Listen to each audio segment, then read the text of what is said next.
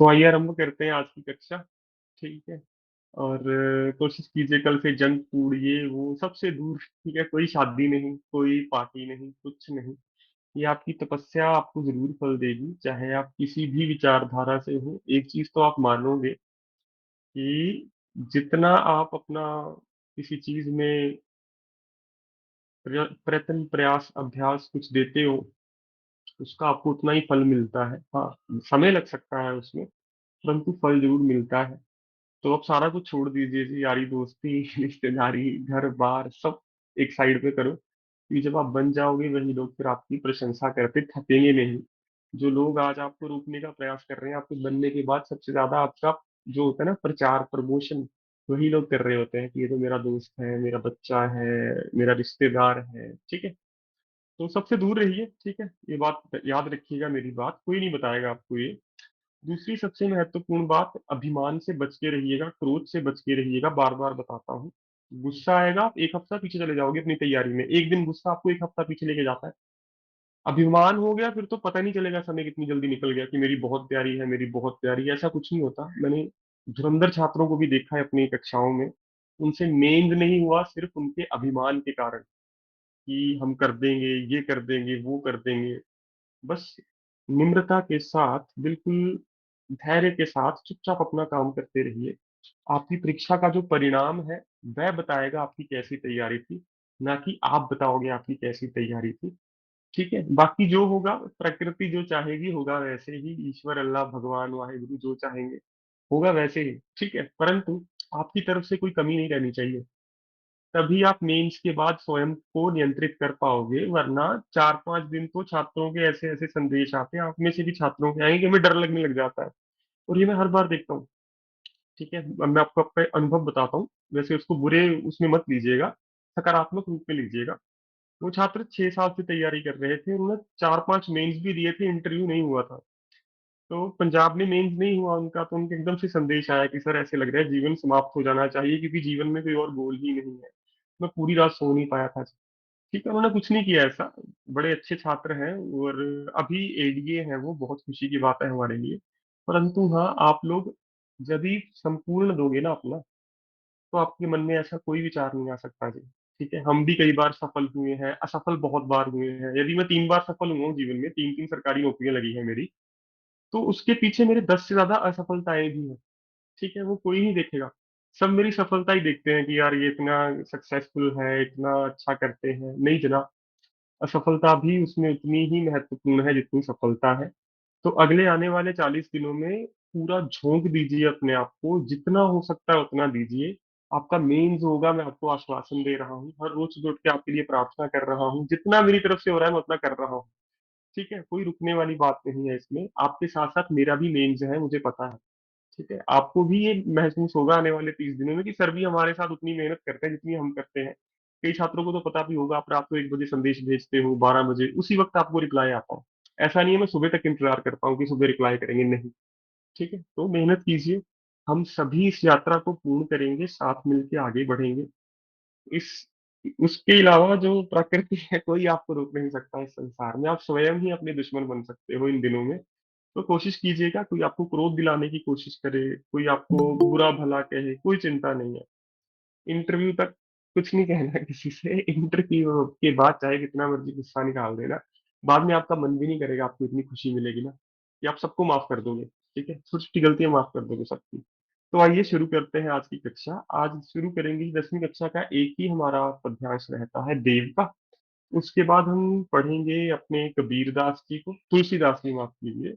किस भी किसान कुल बनिक भिखारी बाट, वो वाली कविता जिसकी मैंने कई बार चर्चा की है आपके सामने इस कक्षा में। और फिर आज हम मध्यकालीन काव्य समाप्त करके कल से अनुवाद वाला भाग शुरू कर रहे हैं। 10 दिन अनुवाद की कक्षा चलेगी, तो ज्यादातर छात्र वहां तक अपना सिलेबस खत्म कर लेंगे, और उसके बाद मैं निबंध फिर से लिखवाऊंगा 10 आपको इस कक्षा में, निश्चिंत रहिए।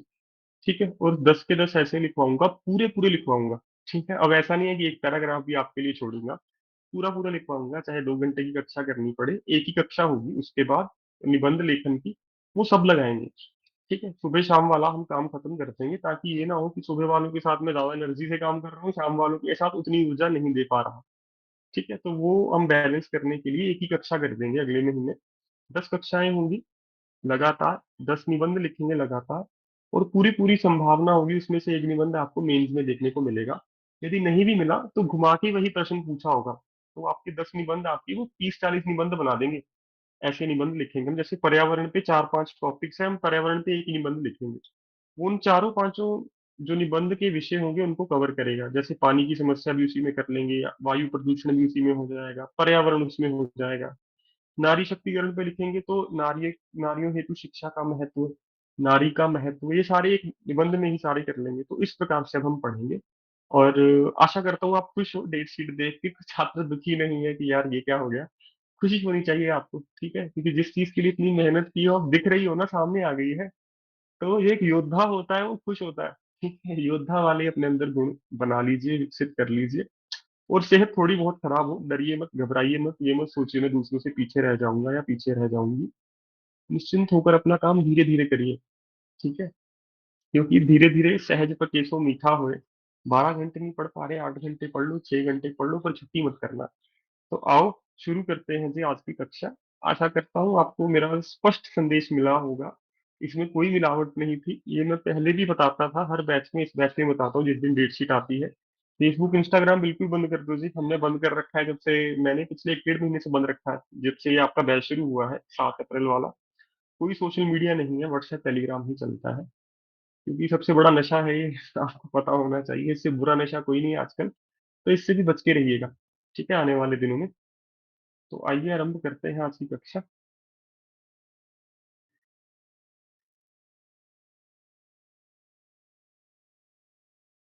तो सबसे पहले ये आपका मुश्किल प्रश्न होगा, यदि परीक्षा में आया। मध्यकालीन पिछली 3 बार से पूछ नहीं रहा, परंतु यदि वो पूछना चाहे और बहुत मुश्किल प्रश्न पूछना चाहे तो इससे अच्छा प्रश्न मुझे नहीं लगता कोई हो सकता है। बहुत अच्छा प्रश्न है कि पायल नूपुर मंजू बाजे, कट किन किन के धुन मधुराई, और आप इसको व्याख्या के जैसे ही लीजिए, भक्ति रस में मत जाइएगा मेंस में। ठीक है, ये मत सोचिए कृष्ण जी का प्रश्न आ गया, कृष्ण जी मेरे लिए लकी हैं तो अब तो मेंस क्लियर है। अपनी भावनाओं पे नियंत्रण रखना है। एक विशिष्ट ज्ञाता के तौर पर आप सिर्फ और सिर्फ क्या कीजिए, इसकी व्याख्या कीजिए जितनी सर्वश्रेष्ठ हो सकती है। हाँ, इसके अतिरिक्त आप क्या कीजिए, कोशिश कीजिए सभी शब्दों का अनुवाद, यदि नहीं भी हो रहा, बार बार बताता हूँ, कवि जो कहना चाहता है वही लिख के आइए, तब भी आपको अच्छे अंक प्राप्त होते हैं जी। तो लिखिए, सबसे पहले अपने टेबल में इनका नाम भर लीजिए कवि का। देव है जी, देव है इनका नाम, टेबल में भर लीजिए। काव्य का जो शीर्षक है वो भी लिखिए जनाब, काव्य का शीर्षक है जी।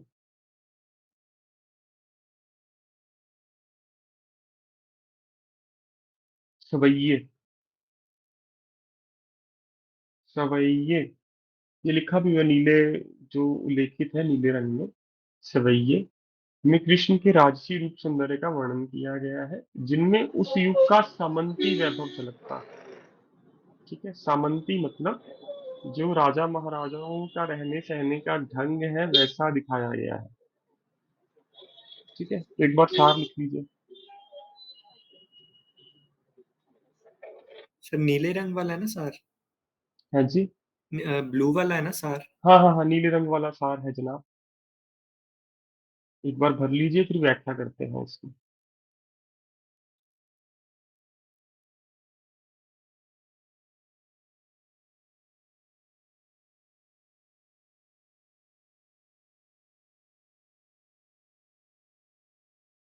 और 10वीं कक्षा में है, ज्यादातर शिक्षक इसको छुड़वा देते हैं, ठीक है, पढ़ाते नहीं है कक्षा में, क्योंकि ऐसा ही पहले आप तुलसीदास जी को पढ़ चुके हो श्री कृष्ण जी के बारे में, तो ज्यादातर इसको छुड़वा दिया जाता है।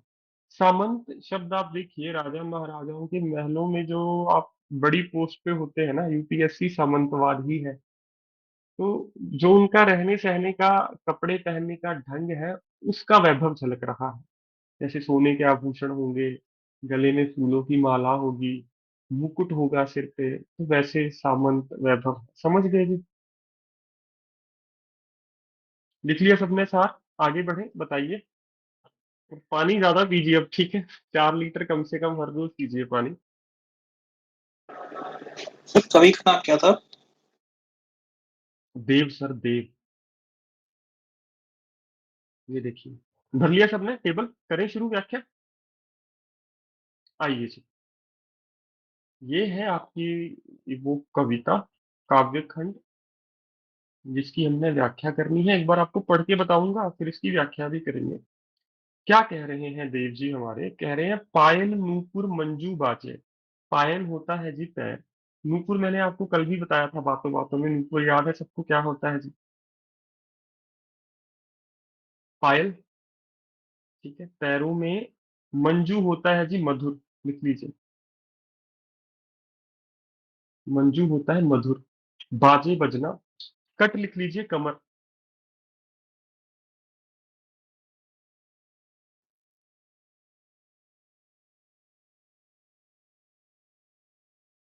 कमर।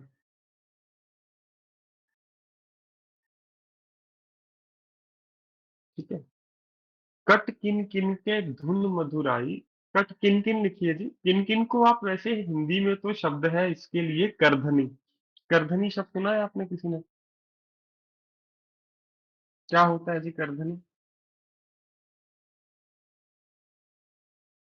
कमर पे घंटी सी नहीं लटकी होती, छोटी सी, जो आप साइड पे सुंदरता बढ़ाने के लिए लटकाते हो। आपने देखा होगा जब लड़कियां भी तैयार होती हैं शादी के लिए, जब आप खास तौर पर लहंगा पहनते हो, तब एक कमर पे बांधा होता है छोटी सी घंटियां। छोटी, वो समझ लीजिए। वैसे आप कमर पे जो पटा बांधते हो ना बेल्ट के जैसा, उसको करधनी कहा जाता है। परंतु उस पे यदि छोटी छोटी घंटियां टांग दी जाए तो आपके चलने से एक स्वर उत्पन्न होता है, आवाज उत्पन्न होती है, उसकी बात की गई है। तो कृष्ण जी का जो वैभव है, सुंदरता है, वो ऐसे ही व्याख्या की गई है कि पैरों में जब वो चलते हैं तो जो पायल है उनने पहनी हुई, उसकी बहुत मधुर आवाज आती है। और उनने कमर पे जो करधनी बांध रखी है, आप छोटी छोटी घंटियां लिख सकते हो, व्याख्या में लिखूंगा, उसकी भी बहुत धुर मधुर धुन उत्पन्न होती है। सावरे अंग लसै पटती। सावरे का अर्थ तो पता है आपको? सांवले। तो सांवरे कहते थे मध्यकालीन समय में, आधुनिक में आप लिखते हो सांवले। सांवला शब्द शुद्ध शुद्ध में आ सकता है, इसमें सांवरा लिख के देगा आपको। चंद्र बिंदु लगा के ल लगा देना, बस र के स्थान पर ल आ जाएगा। सांवरे अंग, उनके जो अंग है, शरीर है, वो सांवले रंग का है। लसे फिर से क्या है, लिखिए, अति सुंदर।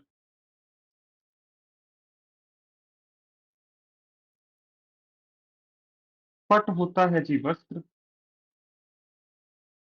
और पीत होता है जी पीला। और उनके सांवले अंगों पर जो पीले रंग के वस्त्र है ना, वो बहुत सुंदर लग रहे हैं जी। ठीक है। किए हुल से वनमाल सुहाई। किए लिखिए जी।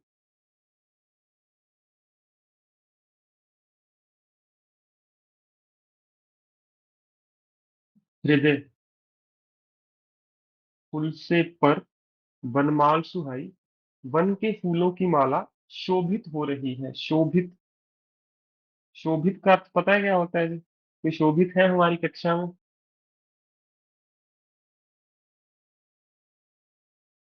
शोभित होता, हाँ जी हाँ जी, बताइए। हुल से क्या बताया आपने? हुल से ही हुल से पर, मैम पर लिख लीजिए। ये हुल पर। से हृदय पर, वन के फूलों की माला शोभित हो रही है। शोभित होता है जचना, कि जच रही है, सुंदर लग रही है। समझ गए जी? हाँ जी। माथे किरीट। किरीट होता है जी मुकुट। बड़े दृग चंचल। दृग होता है आंखें। आंखें चंचल है उनकी। ठीक है, चंचल मतलब शरारती, आप ऐसे लिख सकते हो। मंद हंसी मुखचंद जुनाई। मंद आपको पता है ना, मैंने मंद बुद्धि बताया था आपको कल शब्द। मंद का अर्थ होता है कम, कम बुद्धि। ठीक है। और उनकी छोटी मीठी मीठी मुस्कान, जो कम चेहरा मुस्काता हुआ है, मुस्काते हुए होंठ है, मुखचंद जुनाई। वो उनका जो मुख है, जिसपे एक मंद मंद हंसी है, वो ऐसे प्रतीत होती है जैसे चांद जो है, मुखचंद मतलब चांद जैसा मुख।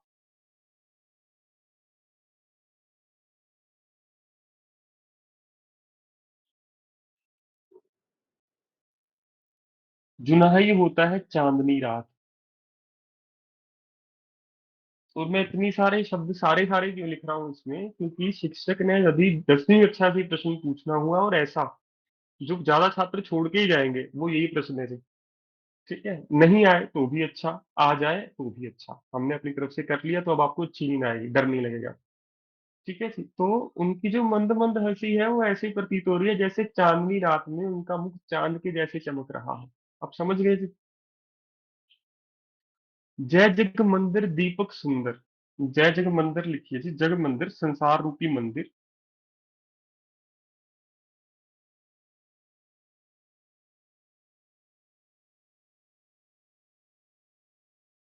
संसार रूपी मंदिर में दीपक। तो अंत में कवि कह रहे हैं जय जग मंदिर दीपक सुंदर। कि जो कृष्ण जी है वो इस जगत रूपी मंदिर में दीपक के समान है। श्री ब्रज दूल्हे देव सहाई। श्री ब्रज दूल्हा लिखिए, कृष्ण जी का ही नाम है ये। जैसे भृगुसुत था, किसका नाम था भृगुसुत बताइए? विश्वामित्र जी। परशुराम अरे जी। नहीं जी, वो तो कौशिक थे। परशुराम। कृष्णराम जी, बहुत बढ़िया। तो श्री ब्रज दूल्हा कृष्ण जी का नाम है, यहाँ पे ब्रज दूल्हा मत लिखने लग जाना। देव सहाई अंत में कभी अपना नाम क्या है लिख के कहते हैं कि हे श्री कृष्ण, आप जीवन के हर पड़ाव में मेरा साथ दीजिए। बताइए, इतने शब्द लिख लिए आपने इसमें कि अब आप बड़े आराम से व्याख्या करोगे, पर मैं भी इसकी व्याख्या करता हूँ, ऐसी कोई बात नहीं है। करें जी शुरू, जल्दी बताइए, आरंभ करें, क्योंकि इसके बाद दो व्याख्याएं करनी है हमें। सर सहाय का मतलब सहायता करना। सहायता करना, हाँ। जीवन के हर पड़ाव में आप मेरी सहायता कीजिए, उनसे गुहार लगा रहे हैं, विनती कर रहे हैं। ठीक है जी? सर आह्वान पुल कर रहे से हैं। का मतलब क्या था? इसका मैम, पुल से। पुल से मैम ऊपर लिख लीजिए, हृदय पर। ठीक है, हृदय हृदय पर, पर। अच्छा। हाँ, बन के फूलों की माला बहुत सुंदर लग रही है उनको। ठीक है जी? हाँ, आज मैं आपको अंत में जाइएगा मत, पूरी डेट शीट बनवा के दूंगा किस किस दिन हम क्या क्या करेंगे, ताकि आपकी तैयारी 7 जुलाई तक बहुत बढ़िया हो जाए। 7 तारीख से आप तैयारी शुरू करोगे, 1 महीने का पूरा प्लान बना के दूंगा आपको। तो उसके लिए निश्चिंत रहिएगा। समझ गए जी? तो आज थोड़ा ज्यादा समय लगेगा, हो सकता है 8:45-50 हो जाए, पर वो बनवा के जाइएगा मुझसे, क्योंकि बहुत सारे छात्र, अभी एक छात्र का मैसेज आया, शायद कक्षा में बैठे हैं, पहले ही मुझे बहुत कॉल आएंगे आज छात्रों की। पहले तो बुरा लग रहा था, फिर समझ आया कि नहीं, आप मेरी सेहत खराब है इससे कोई फर्क नहीं पड़ता, परंतु जो अभी हमारे पास मौका आया है, जो अवसर आया है, वो बहुत महत्वपूर्ण है। तो ये आज करवा लीजिएगा। ठीक है? उससे आपको पता होगा किस किस दिन हम क्या करेंगे, और उसी तरीके से मैं आपको टेस्ट भेजूंगा। आप हर रोज एक छोटा सा टेस्ट दोगे, 15-20 अंक का, और फिर वो चेक होता चला जाएगा साथ साथ। ठीक है? तो करें जी शुरू, बताइए। सर यदि तबीयत ठीक नहीं है तो कल अरे भी। नहीं नहीं, निश्चिंत रहो सर, मैं तो आपको भी कह रहा हूँ, आप में से कईयों की तबीयत खराब होगी अभी। रुक मत जाना ये सोच के कि ये हो गया वो हो गया, कुछ नहीं हुआ। जान लगा दो, पेपर को आपके ऊपर तरस आ जाए जी, कोई चिंता नहीं, मैं क्लियर हो जाऊंगा, तू भाई रुक जा। ठीक है? तो इस विचारधारा से हम आगे बढ़ने वाले हैं आने वाले दिनों में। योद्धा की तरह लड़ेंगे हम, और ये करेंगे क्लियर जनाब। मैं चाहता हूँ आप सब लोग करें, परंतु हाँ, एक चीज के लिए तो मैं सुनिश्चित हूँ, यदि इस कक्षा में 50 लोग बैठे हैं ना, तो 30 तो पक्का करेंगे। ठीक है? मजबूर हो जाएंगे हम करने के लिए। तो आओ जनाब, शुरू करते हैं इसकी व्याख्या। हाँ, इसका स्क्रीनशॉट तो मैं ले ही चुका हूँ पहले से।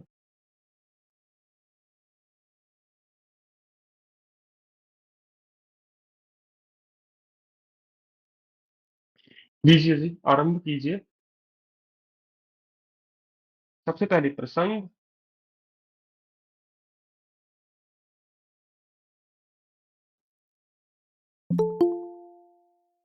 लिखिए, यह पद्यांश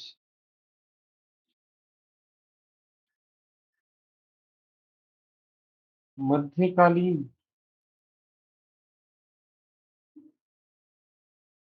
काव्य धारा के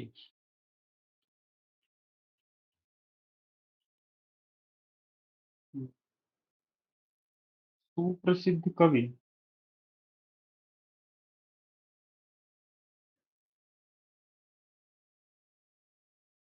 देव जी की रचना सवैये। जैसे दोहावली है, पदावली है, सवैये भी एक लिखने की श्रेणी है। ठीक है, जिसमें आप प्रशंसा करते हो। ये कौन है जनाब? ठीक है जी, की ये पद्यनाश मध्यकालीन काव्य धारा के सुप्रसिद्ध कवि देव जी की रचना सवैये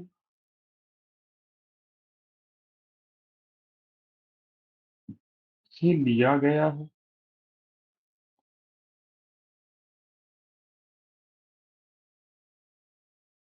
इन पंक्तियों में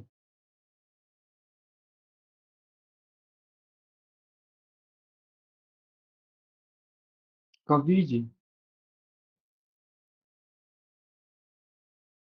श्री कृष्ण जी के सौंदर्य का वर्णन बहुत सुंदर शब्दों में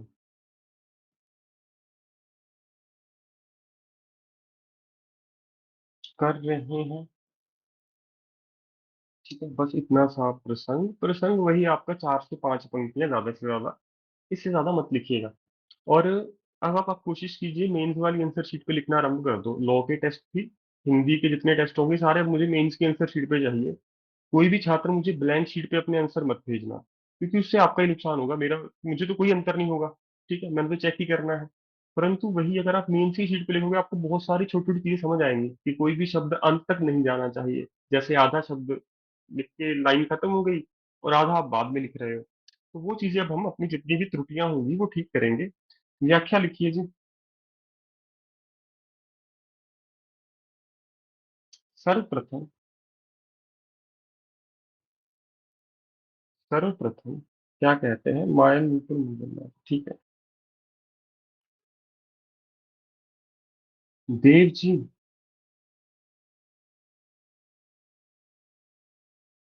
श्री कृष्ण जी के सौंदर्य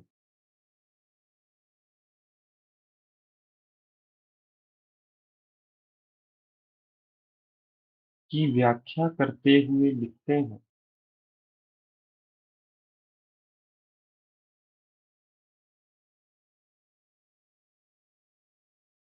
यदि मैं कोई शब्द गलत लिखूं, एकदम से मत बोलना कृपया, थोड़ा इंतजार करना, बाद में बताना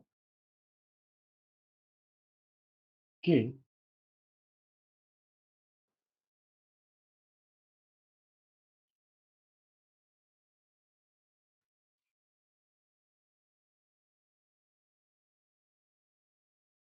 उनके पाँव में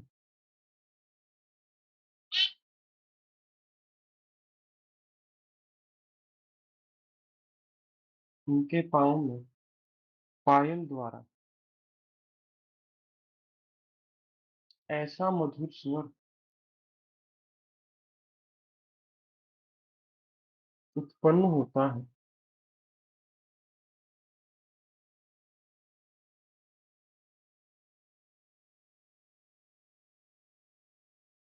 जो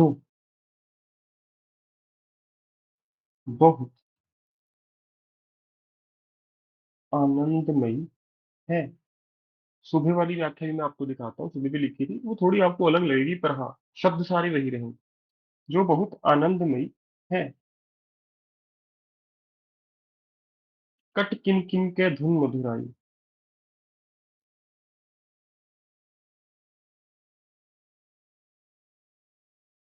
श्री कृष्ण जी की कमर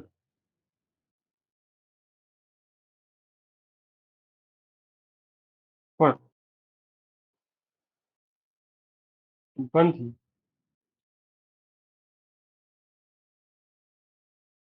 प्यासी करधनी।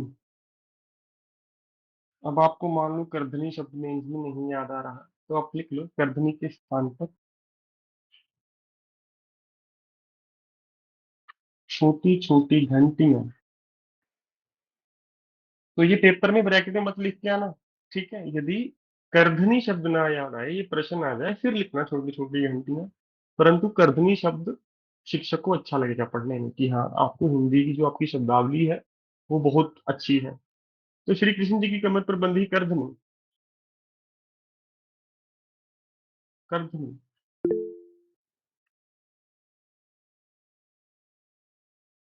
उनके चलने पर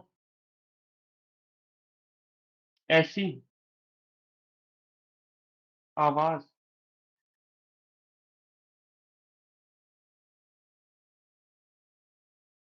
उत्पन्न करती है कि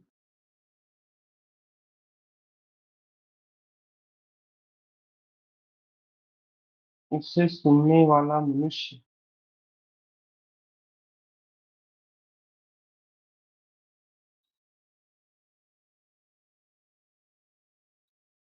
मधुर रस का पान करता है। मधुर रस मतलब जो मीठा आपका अनुभव होगा उसका पान करना। ठीक है, तो सुनने वाला मनुष्य मधुर रस का पान करता है। पान करना का पता है ना आपको क्या होता है? जल पान, पानी पीना। ठीक है, पीना। सावरे अंग लसे पट पीते। अब श्री कृष्ण दो तीन बार लिखिए। आप सर्वनाम लिखिए उनके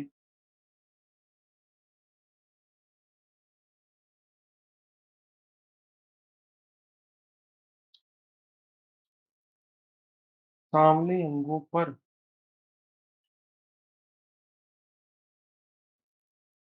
शोभित पीले रंग के वस्त्र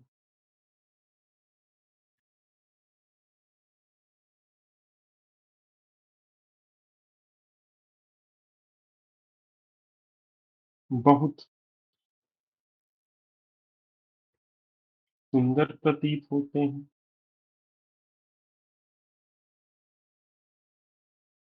तथा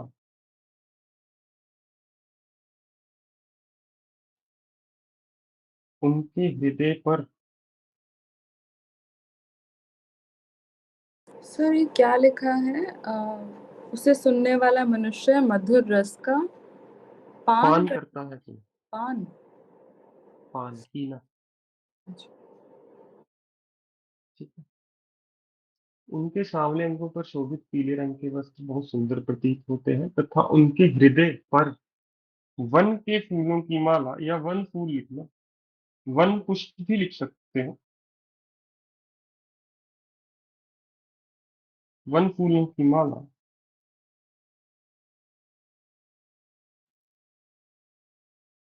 उनकी सुंदरता में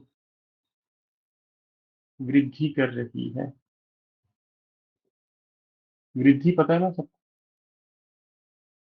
इंक्रीमेंट, इंक्रीज। ठीक है, आगे आइए से। माथे किरीट बड़े दृढ़ चंचल।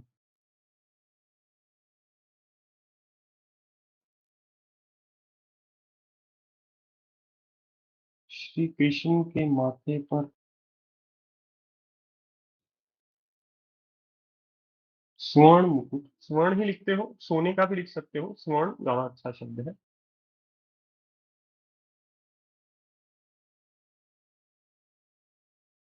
बहुत शोभा में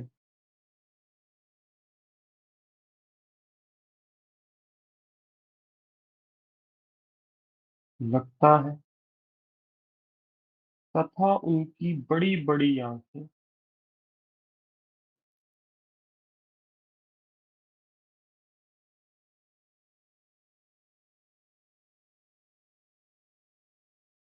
चंचलता से देखने वाले का ध्यान आकर्षित करती है।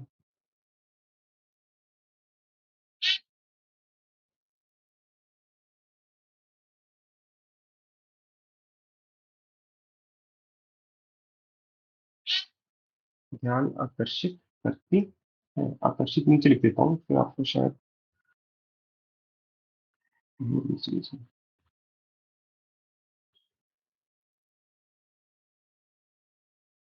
ठीक है, मंद हंसी मुखचंद जुनाई। उनकी मंद मंद हंसी या मंद मंद मुस्कान भी लिख सकते हो। उनकी मंद मंद मुस्कान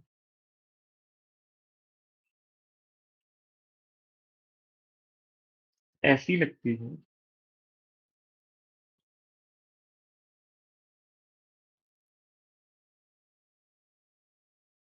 मानो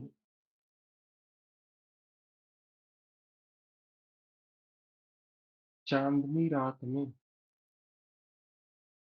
चांद मुस्कुरा रहा है।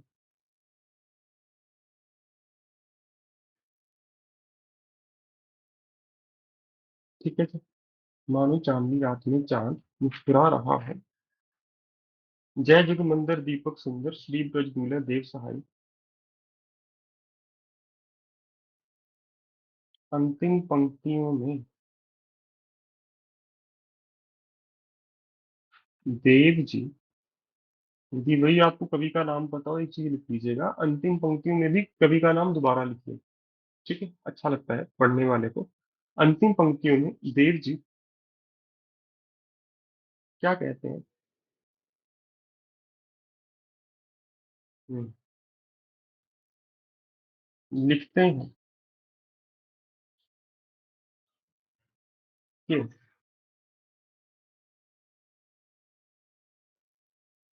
अंतिम पंक्तियों में देव जी लिखते हैं कि इस संसार रूपी मंदिर में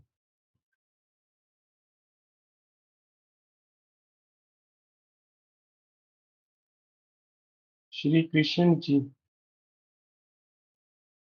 किसके समान है? दीपक के समान है तथा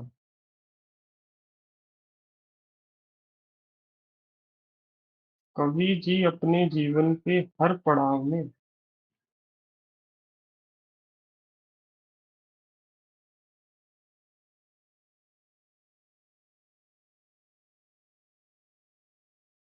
श्री कृष्ण जी से सहायक होने हेतु विनती कर रहे हैं। ठीक है जी। तो ये होगी मेरी व्याख्या। एक बार देख लीजिए, सुबह वाली भी पढ़ाता हूँ मैं आपको, बस उसको पढ़ना है, लिखना नहीं है। ठीक है।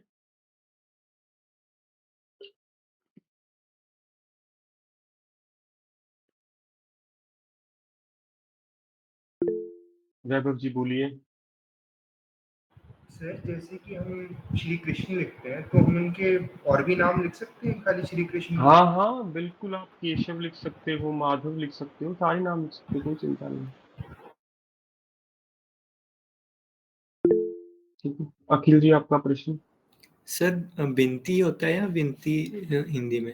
दोनों लिख सकते हो सर, क्षेत्रीय भाषाओं में विनती भी है विनती भी है। ये लीजिए, मैं विनती कर देता हूँ, कोई समस्या नहीं। Okay sir. ठीक है, आकाश जी आपका प्रश्न। तो सर मैं ये पूछ रहा था, आपने जो ये करधनी लिखवाया इसकी जगह तगड़ी या तागड़ी लिख सकते हैं? हाँ हाँ लिख सकते हो सर, वो भी इसका पर्यायवाची शब्द है, ठीक है सर। उसका ही प्रयोग कर सकते हो। सबने लिख लिया आशा करता हूँ। विशेषताएं शुरू करें। हम्म, सबसे पहली विशेषता तो आपको पता चली गई होगी मुझे लगता है।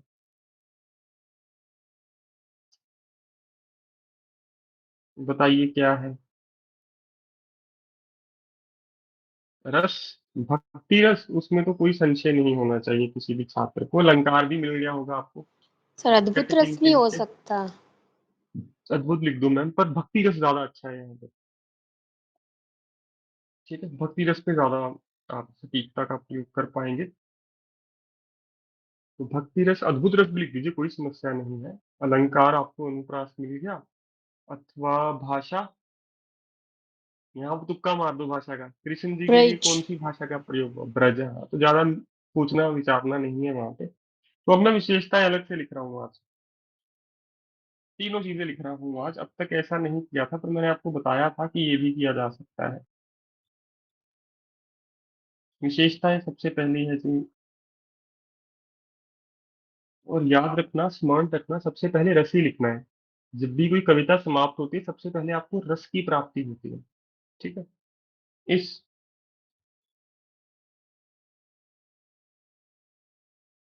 काव्य खंड के माध्यम से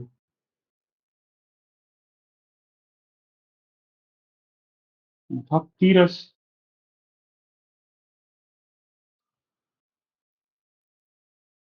का अनुकरण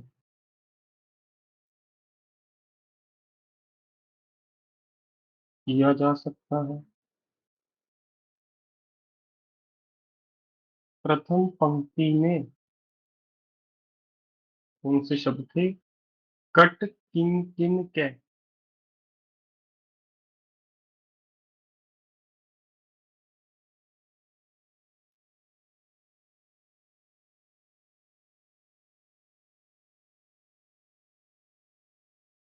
पदों द्वारा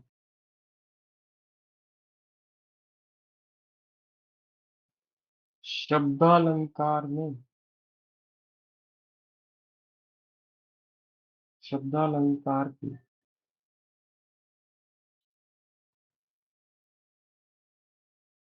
अनुप्रास अलंकार का प्रयोग स्पष्ट देखा जा सकता है।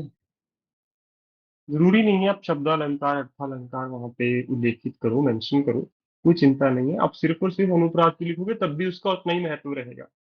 ठीक है, स्पष्ट देखा जा सकता है।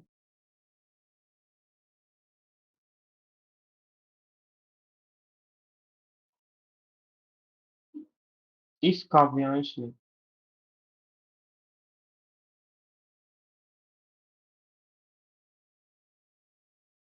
ब्रज भाषा का प्रभाव भी देखा जा सकता है। अब यदि मैंने कोई शब्द गलत लिखा है मुझे बता दो कृपया। एक दो गलतियां तो ठीक है यार, कर सकता हूँ मैं। आप भी कर सकते हो मेंस में एक पेज पे, कोई बड़ी बात नहीं है। पर हाँ, बाद में जब आप दोबारा रीडिंग दोगे तो वो ठीक भी कर दीजिएगा। और कटिंग कैसे करनी है, सिर्फ एक लाइन खींचनी है। ये नहीं है कि आप ऐसे कर रहे हो जैसे मैं बताता हूँ। मान लो काव्यांश शब्द गलत लिख दिया। ये क्या कर दिया, एक सेकंड दीजिए, मैं बताता हूँ मैं कहना क्या चाहता हूँ आपसे। शायद वो बात सभी छात्र समझते हैं। ऐसे कटिंग नहीं करते मेन में। ठीक है, ये बहुत गलत आपका प्रभाव पड़ता है। सिर्फ एक लाइन मारी बस, और उसके नीचे या साइड में लिख दो काव्यांश। ठीक है, बुरा लगता है ऐसा, कोई चिंता नहीं है, परंतु हाँ, कोशिश कीजिए इसकी आवश्यकता ही ना पड़े। ठीक है। हाँ जी, अब आइए जी रूपी सबसे पहले। कहाँ है जी?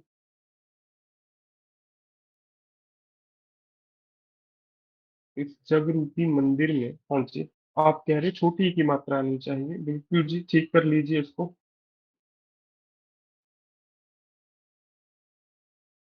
बाकी छात्र बताइए मैंने सही लिखा है या गलत लिखा है?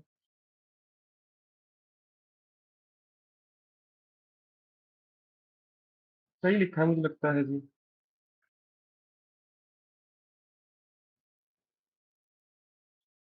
और बताइए जी। सही लिखा है जी मैंने। और आप ये देखिए, लिखते ही इसी कविता का व्याख्या खुल गई मेरे सामने। क्या बात है। सही है, सुनता है ये हमें, हम क्या बात कर रहे हैं, कौन सारा सुनता है। ठीक है, तो सब ठीक है, समझ गए। और भी गलती हो बता सकते हो। अब सुबह वाली व्याख्या भी पढ़िए एक बार, वो भी मैंने ही लिखी है। कहाँ गया? अरे,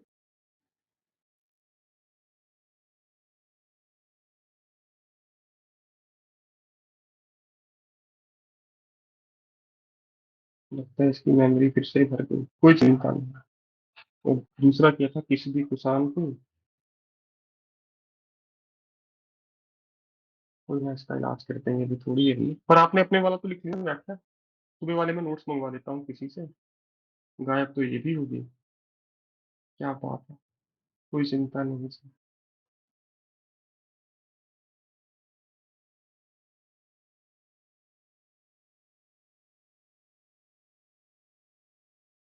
हाँ, ये देखो सुबह वाला खुल गया। प्रसंग तो बिल्कुल वही है, एक बार पढ़ लीजिए।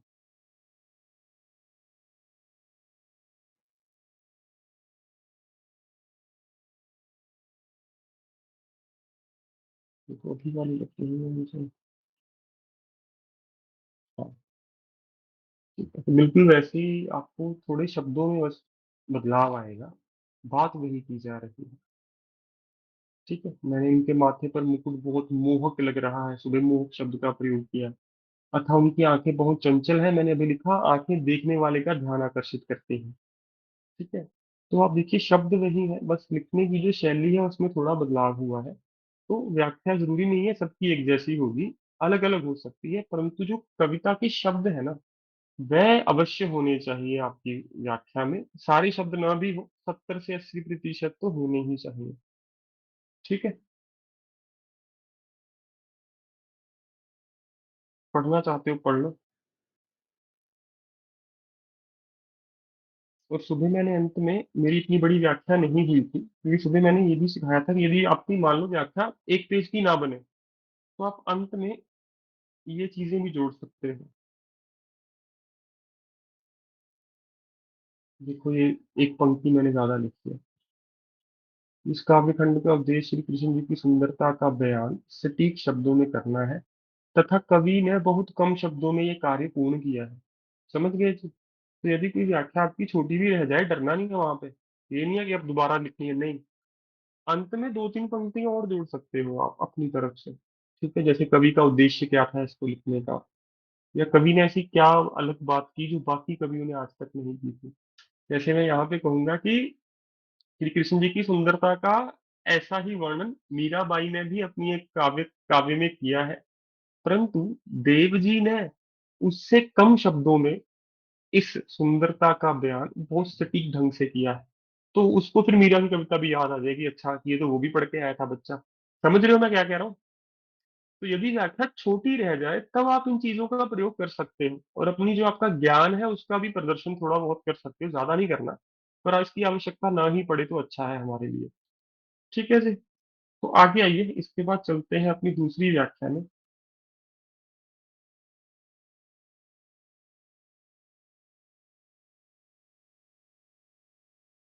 ये 12वीं कक्षा है, इसमें हमें मिलेंगे अभी, जल्दी जल्दी भर लीजिए अपने टेबल में, गोस्वामी तुलसीदास के।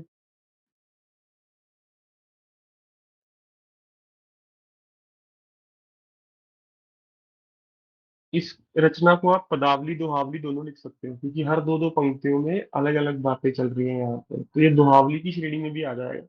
परंतु यदि पदावली भी लिख के आओगे, बिल्कुल बुरा नहीं लगेगा उसको, आपको पूरे अंक ही मिलेंगे, उससे अंक में कोई कमी नहीं आएगी, कटौती नहीं करेगा आपके अंकों में।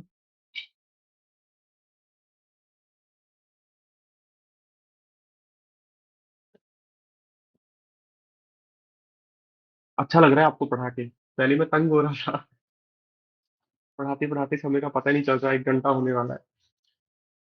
तो बताइए, भर लिया तुलसीदास जी? शीर्षक लिख दीजिए पदावली दोहावली, और सार लिखिए, सार लिखिए।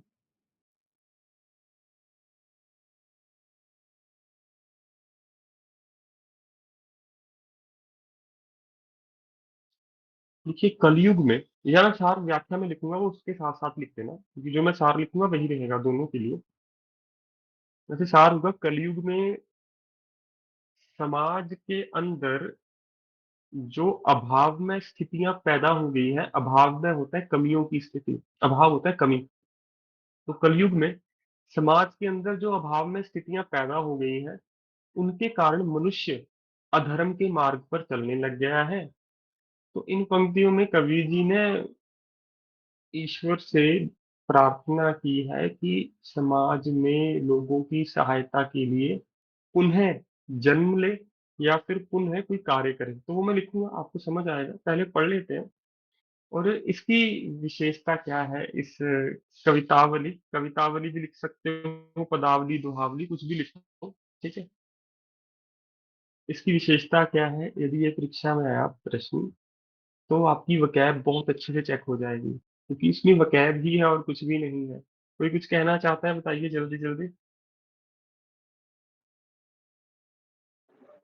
शीर्षक बोलिए। बता दीजिए। शीर्षक मैम पदावली दोहावली कवितावली कुछ भी लिख लो, सबका सेम ही अर्थ है जी, निश्चिंत होकर। सर कवि का नाम क्या है? क्या बात है जी, अभी तो बताया थोड़ी देर पहले गोस्वामी तुलसीदास थे। और आप सेकंड लास्ट लाइन में पढ़ो, उन्होंने अपना नाम वो लिखा है कोमा में। जी। हाँ जी, कोई चिंता नहीं, पूछ सकते हो, प्रश्न पूछने से नहीं डरना, बार बार कहता हूँ।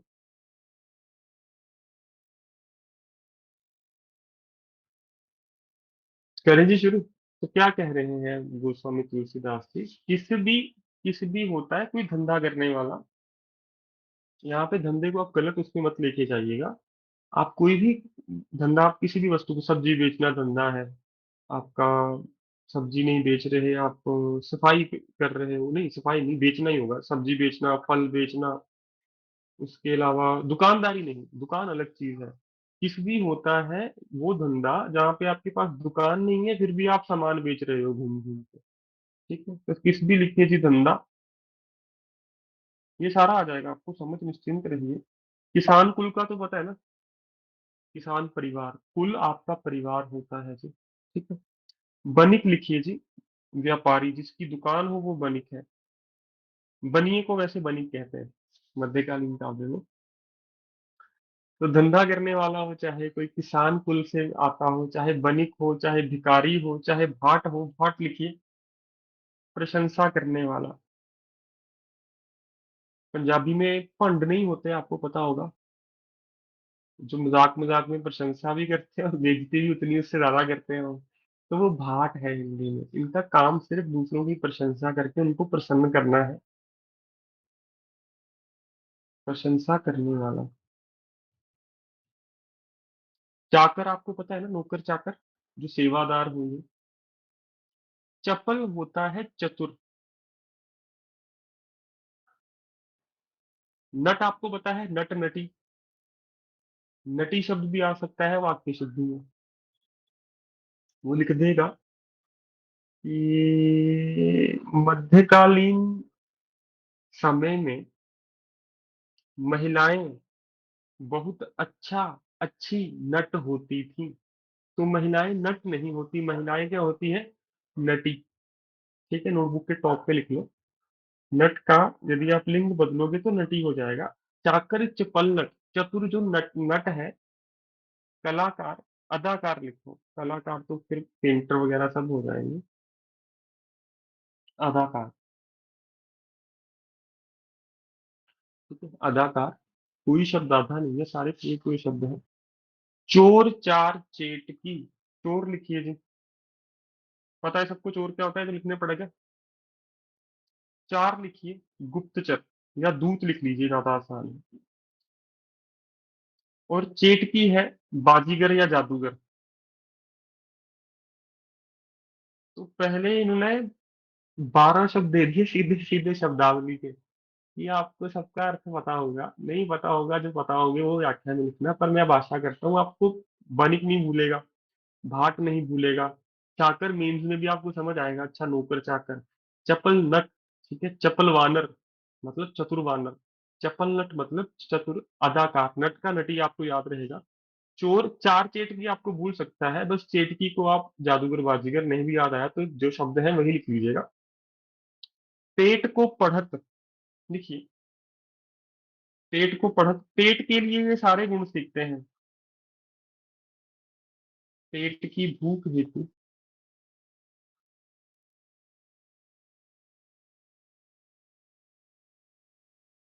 कला सीखना या पढ़ना। तो पेट को पढ़त का ये अर्थ है कि ये यदि पढ़ रहे हैं ना, ये सारी मेहनत कर रहे हैं, गुण सीख रहे हैं, किसके लिए कर रहे हैं, पेट के लिए कर रहे हैं। गुण गढ़त, नए नए गुण सीखते हैं। चढ़त गिरी, पहाड़ों पर चढ़ते हैं। कलयुग में भी तो यही हो रहा है, ब्लॉग बना रहे हैं। पढ़ने का एक ही काम है, आधे से ज्यादा छात्रों का नौकरी मिल जाए, स्टेबिलिटी आ जाएगी फाइनेंशियली, फिर देखेंगे। जीवन का उद्देश्य नहीं है जज बनना या फिर कोई सरकारी नौकरी लेना। गुण सीख रहे हैं पैसे कमाने के लिए नए नए। ठीक है, जैसे आप जिम भी जा रहे हो तो उसका व्लॉग बना रहे हो, पहाड़ चढ़ रहे हो व्लॉग बनाने के लिए। ठीक है, तो ज्यादा पुरानी बात नहीं है। तो कह रहे हैं कि चाहे किस भी हो, धंधा करने वाला हो, कोई किसान हो, किसान का परिवार हो, व्यापारी हो, भिखारी हो, चाहे कोई प्रशंसा, झूठी प्रशंसा करने वाला हो, चाहे नौकर चाकर हो, चाहे चतुर कलाकार हो, कोई चोर हो, कोई दूत हो, चाहे बाजीगर हो, ये सभी जो पेशे हैं ये किससे जुड़े हैं वर्तमान समय में? केवल और केवल अपने पेट की भूख मिटाने के लिए। अपने पेट की भूख से ही मजबूर होकर ये सभी नए नए गुण सीखते हैं तथा पहाड़ों पर भी चढ़ते हैं। ठीक है। अटत गहन गन, लिखिए जी, अटत का अर्थ लिखिए, घूमना। क्योंकि मुझे शब्द भूल गया था ये। कोई बात नहीं। गहन गन मतलब घना जंगल।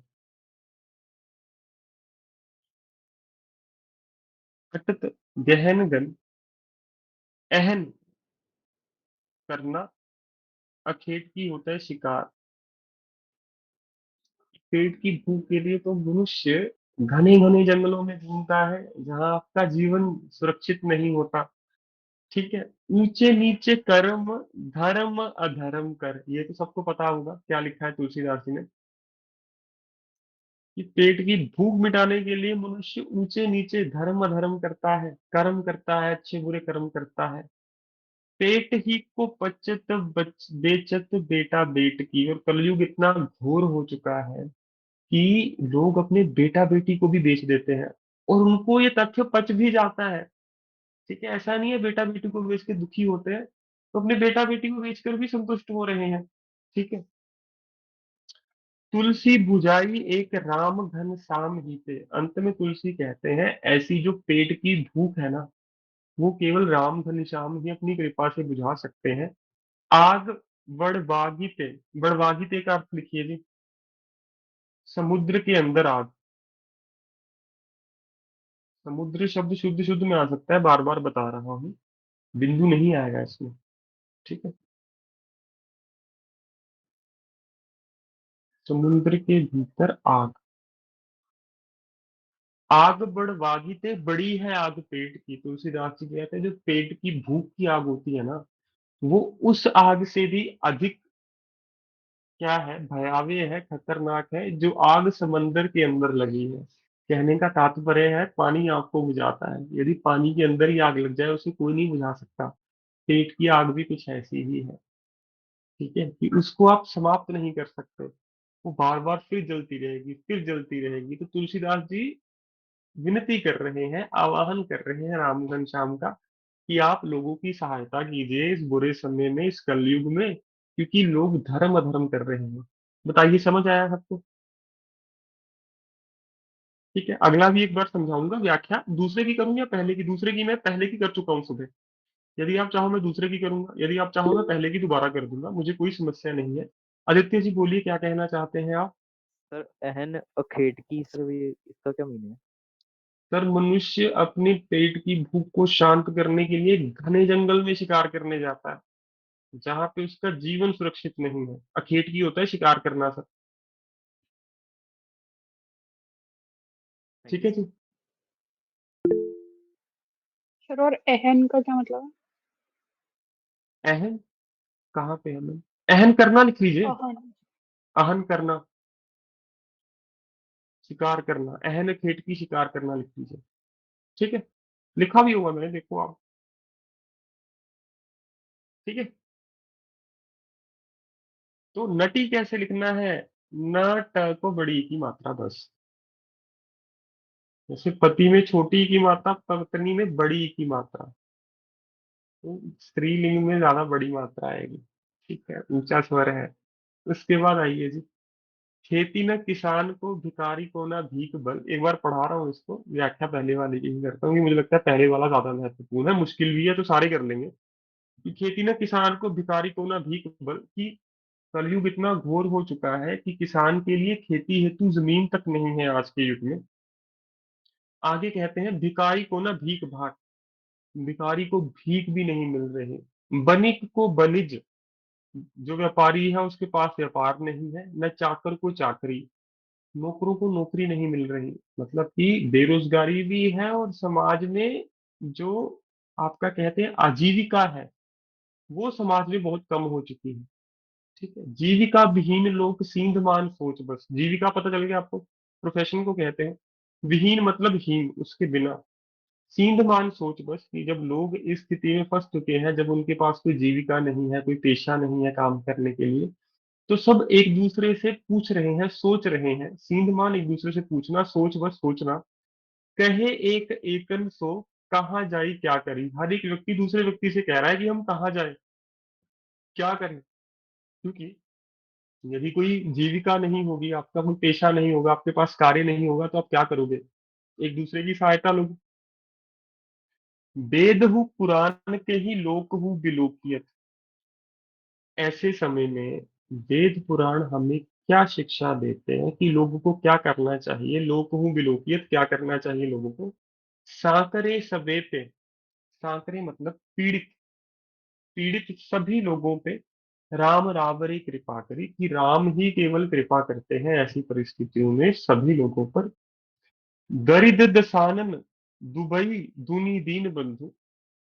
जिस प्रकार रावण की तुलना भूख से की जा रही है, जिस प्रकार दुष्ट रावण ने दीन दुखियों को दबा के रखा हुआ था, उन पे अत्याचार करता था, तुलसीदास जी अंत में कह रहे हैं कलयुग भी उस दशानन का रूप धारण कर चुका है, रावण का रूप धारण कर चुका है।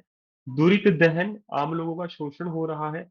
ये देखकर तुलसीदास जी हाहाकार मचा रहे हैं कि हे प्रभु जल्दी धरती पे आओ, लोगों की सहायता करो। कोई प्रश्न है इसमें? जल्दी पूछिए, फिर पहले वाले की व्याख्या करते हैं जी।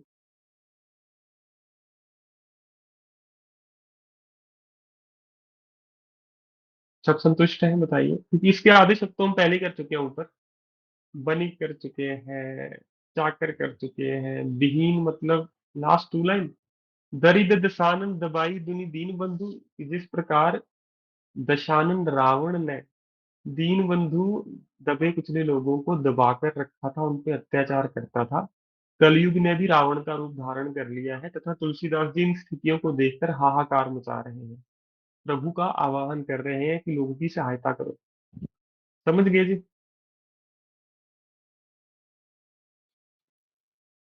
विश्व प्रिय श्री, मैं समझा नहीं वीना जी। ये वाला ये तो करना ही है हमें, निश्चिंत रहो, यही करना है हमें, टेंशन ना लो बिल्कुल भी। इसमें सब संतुष्ट है, ये बताओ? ठीक है, ये अंतिम अध्याय है हमारा। इसके बाद तुलसीदास जी का ये है लक्ष्मण मूर्छा और राम का विलाप। ये हम नहीं कर रहे। आप इसकी व्याख्या मैं आपको भेजूंगा, एक बार पढ़ लीजिएगा, परंतु मुझे लगता है इसके आने की संभावना न के बराबर ही है। ठीक है, परंतु एक बार इसकी व्याख्या गो थ्रू हो जाइएगा, बता भी दूंगा, पढ़ के बता दूंगा, निश्चिंत रहिएगा। ठीक है, तो इसकी चिंता मत कीजिएगा बिल्कुल भी, क्योंकि ये बहुत ज्यादा है और ज्यादा भक्ति में काव्य है ये। ठीक है, तो आपको मैं इसका जो सार है वही पढ़ाऊंगा। मुझे लगता है इतना समय भी नहीं लगाना चाहिए, अब आपको समय वैसे ही कम है, और मैंने इसको पहले कभी भी नहीं पढ़ाया अपने किसी भी बैच में, छुड़वाया नहीं है, व्याख्या की है इसकी, परंतु हाँ मोटे मोटे तौर पर, ज्यादा गहराई में नहीं उतरा हूं, वरना आपका ध्यान सारा बाकी कविताओं से हटके महत्वपूर्ण इस पे आ जाएगा जी। ठीक है, बताइए क्या कहना चाहते हो दित्या जी? सर वो लास्ट कविता में लास्ट थर्ड लाइन बता दो एक बार, सांकरे सवेत है। कि इन सभी पीड़ित लोगों पे हे प्रभु श्री राम कृपा करो। ठीक है, साकरे होता है पीड़ित। तो आइए व्याख्या करते हैं जी इसकी।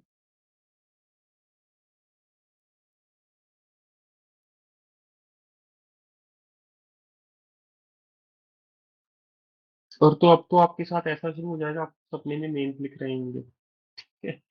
तो ये बड़ी आम बात है। इससे ये पता चलता है कि आप सारा दिन मेंस के बारे में ही सोचते हो, आपके जीवन में और कुछ भी नहीं है। आइए।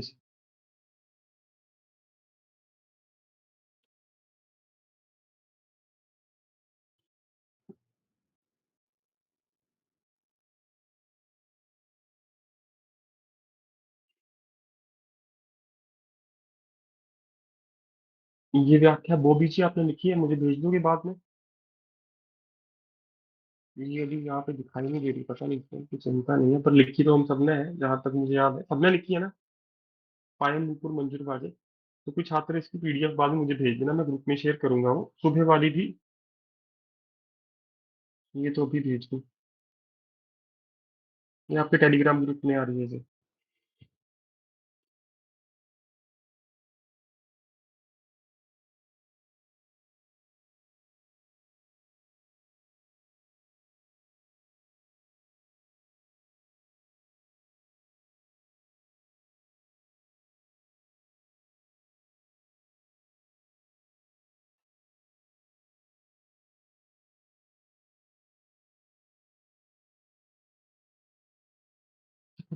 आइए जी।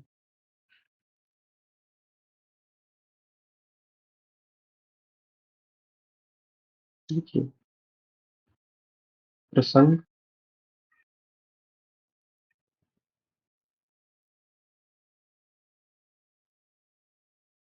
जय पद्यांश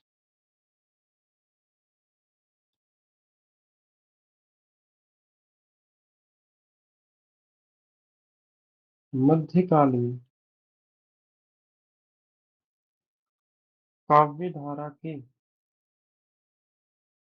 या भक्तिकालीन काव्य धारा के लिख सकते हैं, वो भी बिल्कुल ठीक है। मैंने आपको पहले तुलसीदास जी भक्तिकालीन में लिखा है, सिर्फ आज मध्यकालीन लिखा है। यहाँ पे मध्यकालीन भी ठीक है, पर भक्तिकालीन सबसे अलग हो जाएगा, वो आपको पुस्तकों में नहीं मिलेगा। ठीक।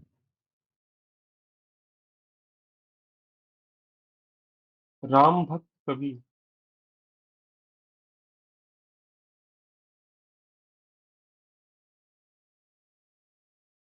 गोस्वामी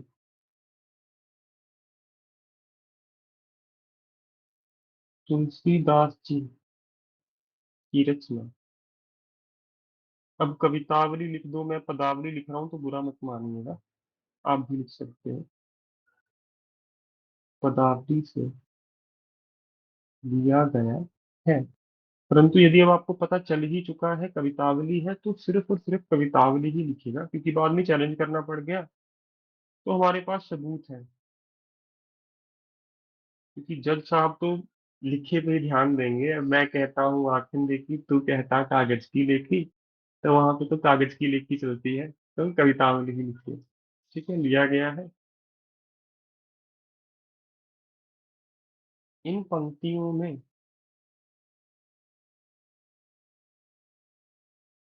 कवि जी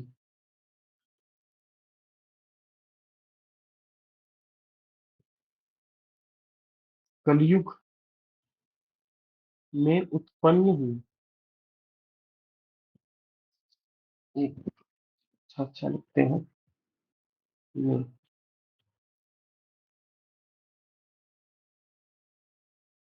उत्पन्न हुई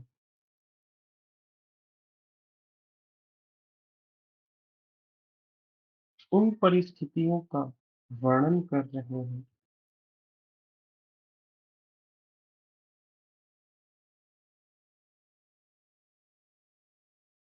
जब समाज में जब समाज में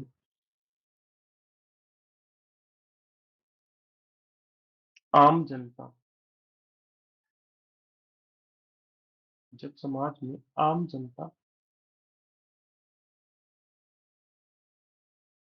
बुराइयों के कारण धर्म अधर्म में अंतर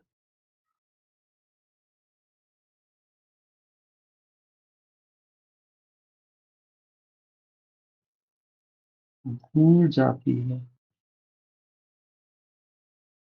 हम्म, फर्क ही नहीं पड़ रहा, अच्छा कर रहे हैं गलत कर रहे हैं, बस पेट की भूख मिटनी चाहिए। और आज भी यही है, आपको पता होगा आजकल भी यही हालात है कि जब यही है ना कि जब भूख लगती है ना इंसान को, फिर वो अच्छा बुरा नहीं देखता, बस चलने दो। सबने लिख ली प्रसंग? अखिल जी पूछिए, जल्दी पूछिए प्रश्न। सर कलयुग में ल पूरा आएगा? कल युग, हाँ पूरा लिखिए। आप ऐसे लिखना चाहते हैं आधा ल? सर डाउट है हाँ मतलब। लिख लीजिए, पूरा है जी, निश्चिंत रहिए। ठीक है जी। हाँ, कली में छोटी सर ई की मात्रा लगानी है तो लगा दीजिए। बोलिए बोलिए जी। शुद्ध रूप वही पूछ रही थी सर, कौन सा शुद्ध रूप है? ई की मात्रा नहीं, वाला या ये वाला? ये लिख लीजिए, क्योंकि कली अगर केला लिखते हो तो छोटी की मात्रा आती है, कल नहीं होता। परंतु पूरे युग का ये शुद्ध रूप है, निश्चिंत होकर ऐसे लिखिए।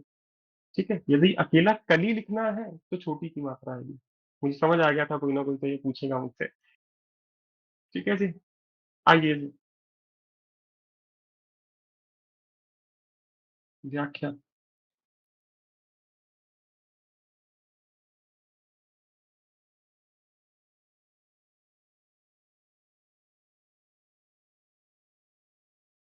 सर्वप्रथम गोस्वामी तुलसीदास जी लिखते हैं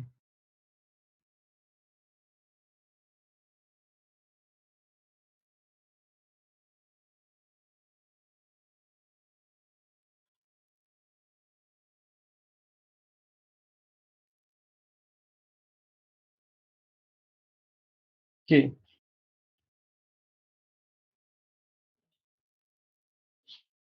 के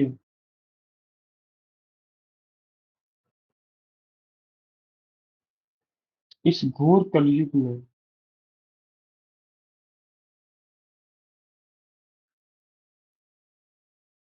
समाज के अंदर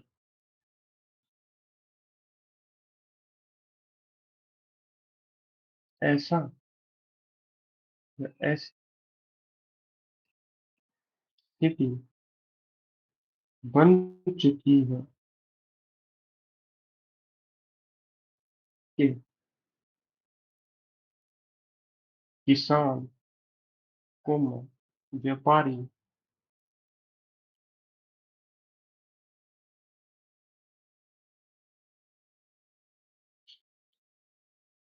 छोटा बड़ा धंधा करने वाला, धंधा से मैंने शुरू क्यों नहीं किया, क्योंकि वो ध्यान आपका शायद अलग दिशा में ले जाए। पर जब चल रहा है फिर ठीक है, बाकी तो सारे सीक्वेंस क्रम में ही आएंगे। छोटा बड़ा धंधा करने वाले, कौम, भिखारी,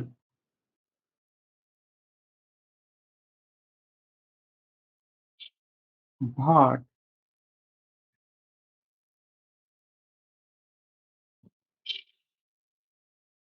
सेवक। मैंने चाकर को सेवक लिख दिया, आप नौकर भी लिख सकते हैं, नौकर में बड़े की मात्रा आएगी। नौकर, चतुर अदाकार,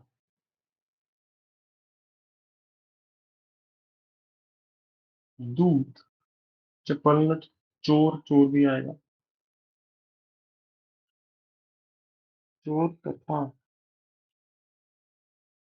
बाजीगर भी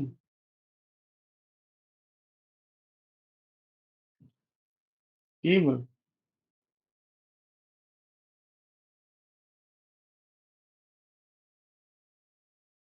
अपने पेट की भूख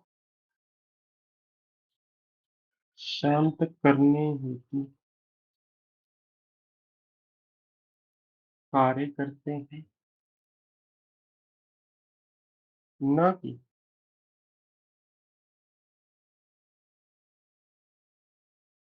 अपने किसी अच्छे उद्देश्य हेतु।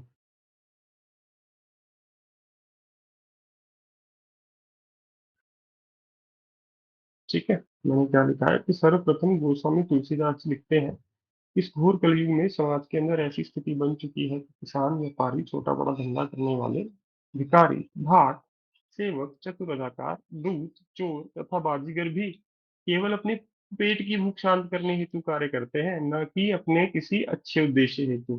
ठीक है, उनका गोल कुछ अच्छा करना नहीं है, सिर्फ और सिर्फ पेट की भूख मिटाना है। उसके बाद है पेट को पढ़त गुण गढ़त चढ़त गिर।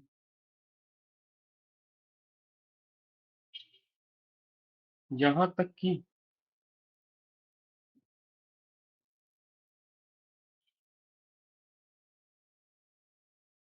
पढ़ाई लिखाई भी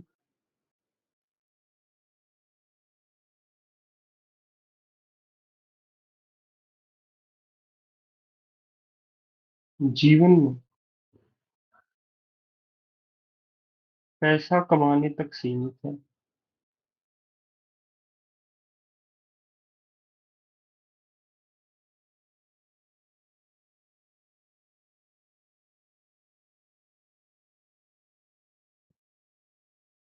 इसी उद्देश्य हेतु, ये उद्देश्य क्या है, पैसा कमाना, मनुष्य नए नए गुण सीखता है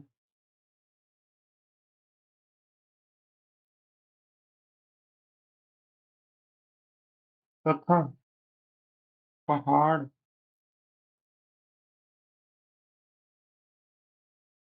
तक चढ़ जाता है।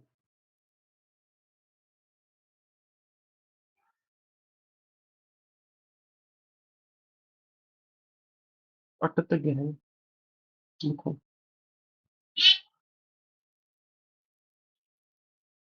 भोजन की तलाश में मनुष्य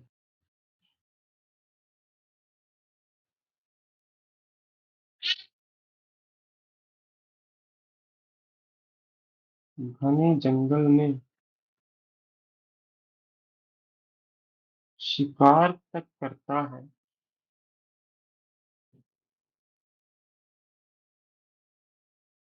जहां उसका जीवन सुरक्षित नहीं है।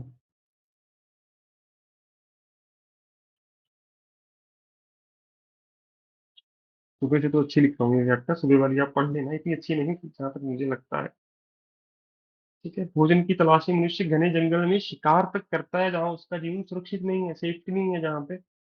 ऊंचे नीचे कर्म धर्म अधर्म कर, पेट ही को पचत बेचत बेटा पेट की। लिखिए।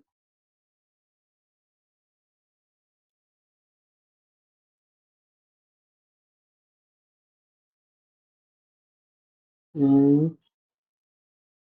मनुष्य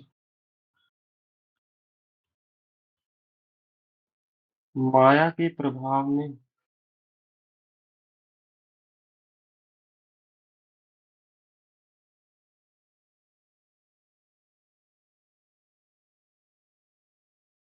इतना अंधा हो चुका है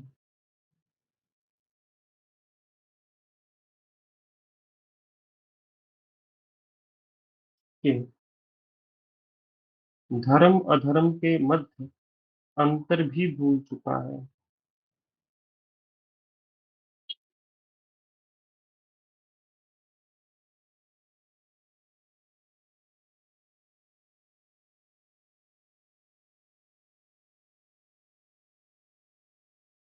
बेचत बेटा बेट। ठीक है, यहाँ तक।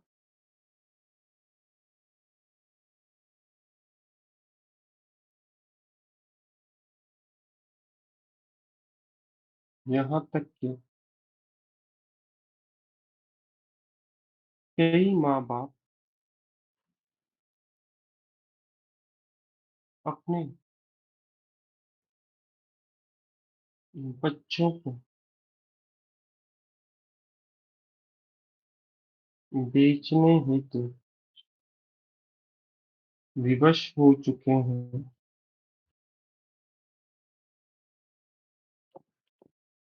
क्योंकि वह आजीविका से विहीन है।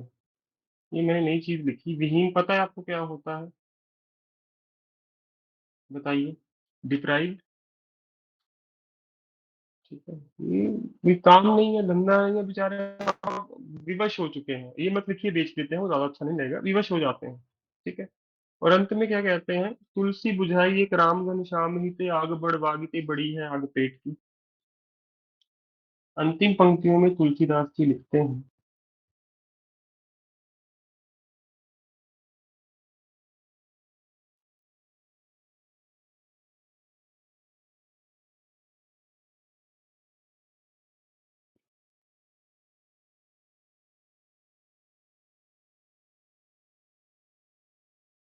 पेट की आग जो समुद्र के भीतर जलने वाली आग से भी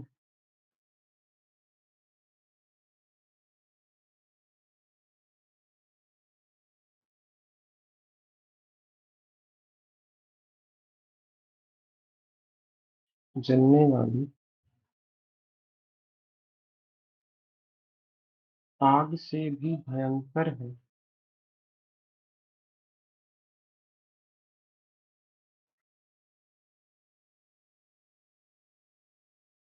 उसे केवल प्रभु राम ही अपनी कृपा से शांत कर सकते हैं।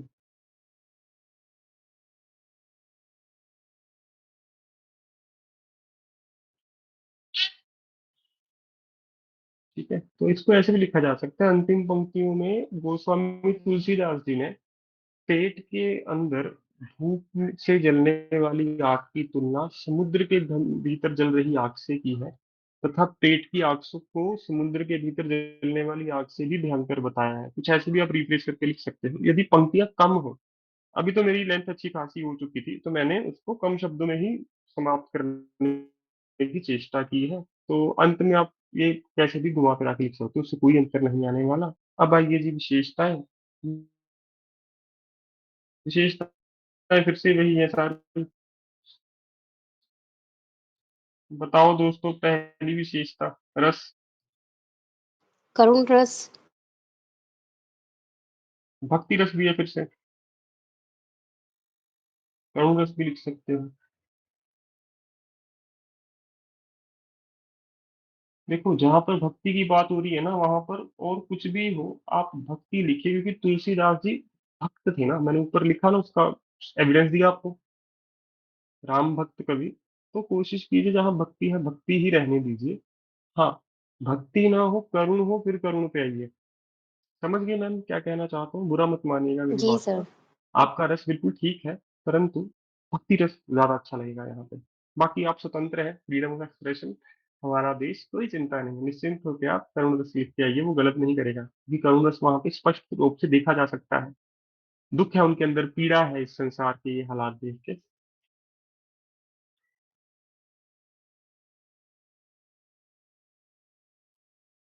फ्रीडम ऑफ एक्सप्रेशन की हिंदी क्या होगी जी? अभिव्यक्ति की स्वतंत्रता। ठीक है, अनुवाद में आ गया तो आपको याद आना चाहिए, अभिव्यक्ति की स्वतंत्रता। दूसरी विशेषता है जी, प्रथम पंक्ति में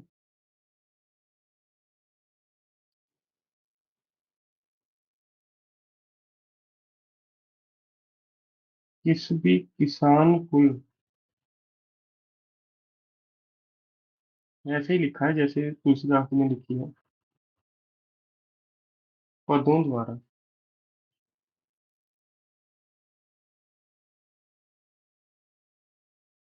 अनुप्रास अलंकार की अनुभूति की जा सकती है।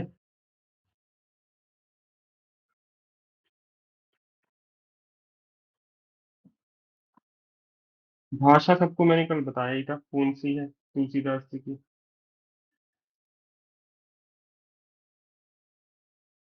इस काव्यांश में अवधी भाषा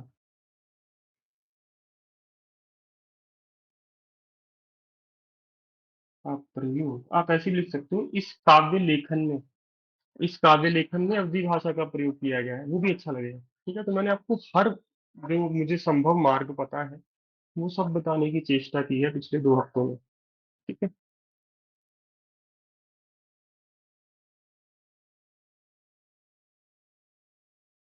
बताइए सब संतुष्ट हैं इस व्याख्या से? तो अपना शेड्यूल बनाते हैं। ठीक है, आपका होमवर्क है ये दूसरा, खेती न किसान को भिखारी को न भीख बन। आप इंटरनेट की भी सहायता ले सकते हैं, कोई बुराई नहीं है, पर स्वयं करने की चेष्टा कीजिएगा, क्योंकि इस पुस्तक में आगे सारे शब्द दिए हुए हैं, इसको मैं आपको दिखाता हूँ। देखो, शब्द किस भी गंदा, चेट की बाजीगर, राख रख कर, जहेऊ, अस आयस मऊ, कपि, कपि बंदर मैंने आपको बताया था। ठीक है, तो ये अगली पंक्तियों में प्रयोग होने वाले शब्द हैं। तो यहाँ पे आपको सारे मिल रहे हैं, जैसे भट्ट, भाट था, भट्ट नहीं है, भट्ट तो दूसरी पंक्ति में आएगा। भाट होता है प्रशंसा करने वाला, भट्ट होता है योद्धा।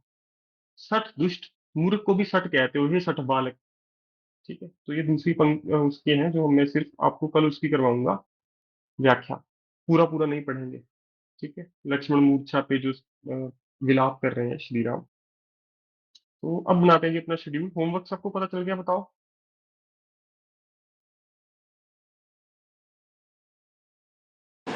ठीक है, आप ग्रुप में भेज रहा हूँ, बोलिए जी बोलिए। सर एक बार होमवर्क दोबारा बताना, मेरा कनेक्शन थोड़ा वो तब रुक गया। बताता हूँ मैं, 1 मिनट पीछे। होमवर्क है मैम इससे अगली पंक्तियां।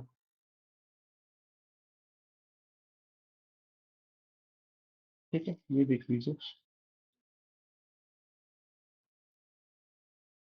ये वाले, खेती में किसान को स्क्रीनशॉट ले सकते हो आप। पुस्तक मैंने कल फिर से ग्रुप में भेजी थी आपके दोबारा, वहां पे भी पेज नंबर है 58, 58।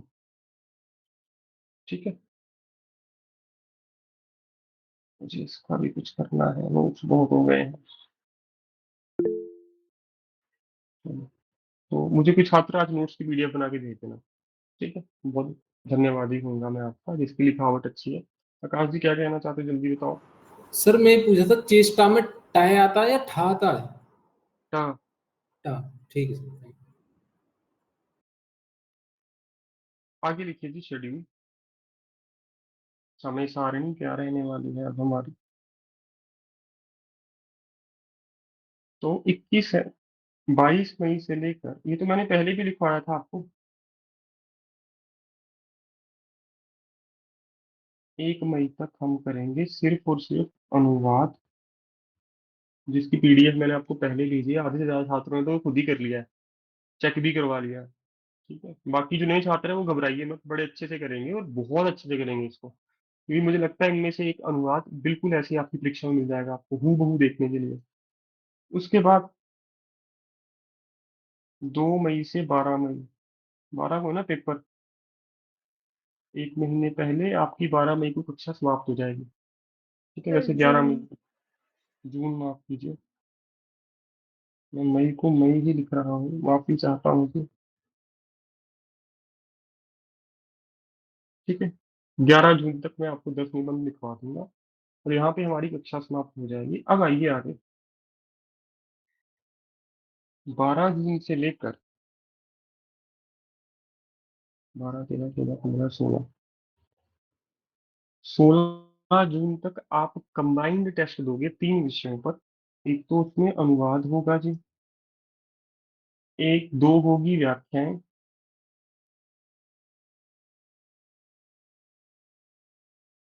जो होमवर्क चेक नहीं करवा रहे वो कृपया जिनसे पहले करवा रहे उनसे ही करवाइएगा। मैं माफी चाहता हूँ, मैं आपकी इतना नहीं कर पाऊंगा, ठीक है? परंतु जो होमवर्क चेक करवा रहे हैं उनका तो होगा, निश्चिंत रहो, ठीक है? इसके मैंने आपकी कमिटमेंट भी नहीं की थी, फिर भी ये करवा रहा हूँ आपसे। यदि आपको लगे इसकी कोई फीस देनी चाहिए तो परीक्षा दे दीजिएगा, मुझे अच्छा लगेगा वो भी देख के, परंतु मैं मांगना नहीं चाहूंगा आपसे, ये मुझे ठीक है? 12 जून से 16 जून तक का समझ नहीं आया। अ, ये किस लिए है? मैम टेस्ट होंगे मैम आपके, एक छोटे टेस्ट में क्या क्या होगा, एक अनुवाद, 2 व्याख्याएं, एक गद्यांश। सर पेपर तो शायद 14th का है, if I am not wrong.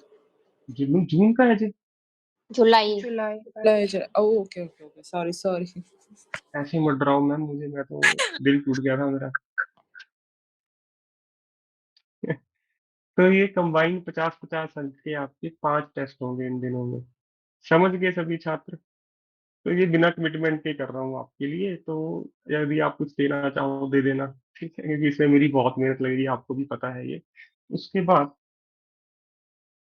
17 जून से लेके 22 जून, 17, 18, 19, 20, 21, 22, 21, 5 दिन ये हो गए। इसमें केवल और केवल व्याकरण होगी जी आपकी, ठीक है? व्याकरण के 5 टेस्ट लूंगा, 50-50 नहीं, 30 अंक की आती है ना, नहीं 20,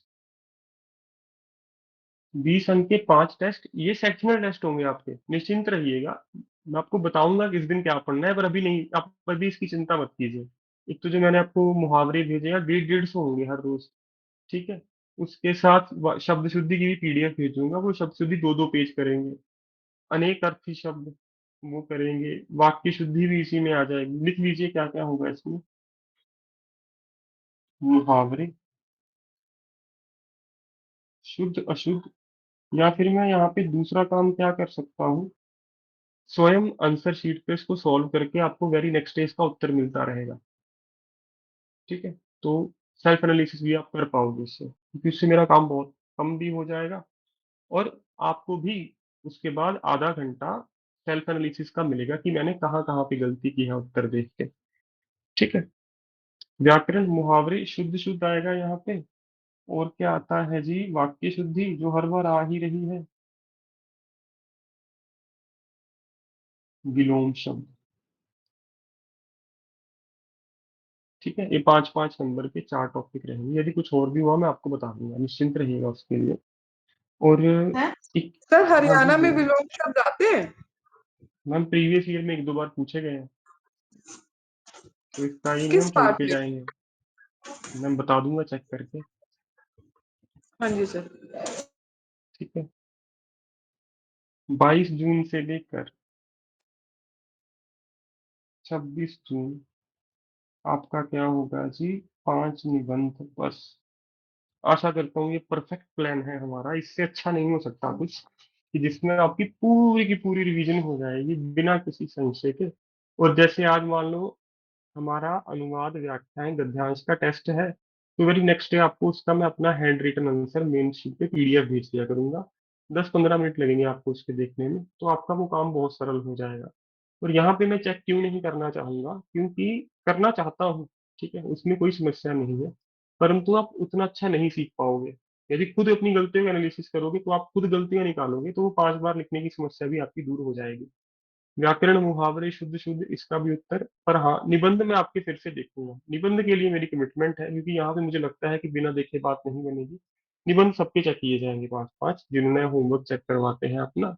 और इसी बीच हर वीकेंड पे आप फिर से एक फुल लेंथ मॉक टेस्ट भी दे पाओगे।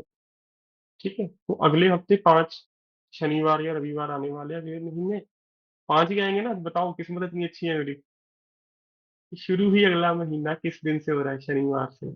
तो जिन्होंने कोई टेस्ट नहीं दिया वो अगले महीने हर शनिवार या रविवार को 3 घंटे दीजिए, और वो भी फुल लेंथ मॉक टेस्ट भी लिखिए। तो ये हमारा शेड्यूल रहने वाला है। ठीक है, और व्याकरण जब आएगा 17 से 21 जून, तो उसके लिए निश्चिंत रहिएगा, मैं आपको एक लिमिटेड सिलेबस दूंगा, सीमित विषय दूंगा, वही पढ़ेंगे आप। और 1.5 घंटा दिन में आपका, 1.5 घंटे से ज्यादा नहीं लगेगा पढ़ने और लिखने में भी। ये मैं सुनिश्चित करूंगा कि आप हिंदी को 1.5 घंटा ही दो, उससे ज्यादा समय मत दो। जिनकी हिंदी बहुत कमजोर है वो अभी भी अगले महीने की 15 तारीख तक 1-1.5 घंटा ज्यादा भी दे दो, तो कोई समस्या का कारण नहीं होना चाहिए। और फिर से याद दिलाता हूँ, मेहनत कीजिएगा। हिमाचल ने बहुत तगड़ा झटका दिया था बच्चों को, तो हिंदी को हल्के में मत लेना। ठीक है, पिछली बार तो बहुत अच्छे अंक मिले थे, इस बार वैसा होगा नहीं होगा कुछ नहीं पता, पर हमारी तरफ से कोई कमी नहीं रहनी चाहिए। ठीक है, तो ठीक है, यही आज की कक्षा यहाँ समाप्त करना चाहूंगा। जिनके प्रश्न है वो पूछिए, बाकी छात्र जा सकते हैं फिर।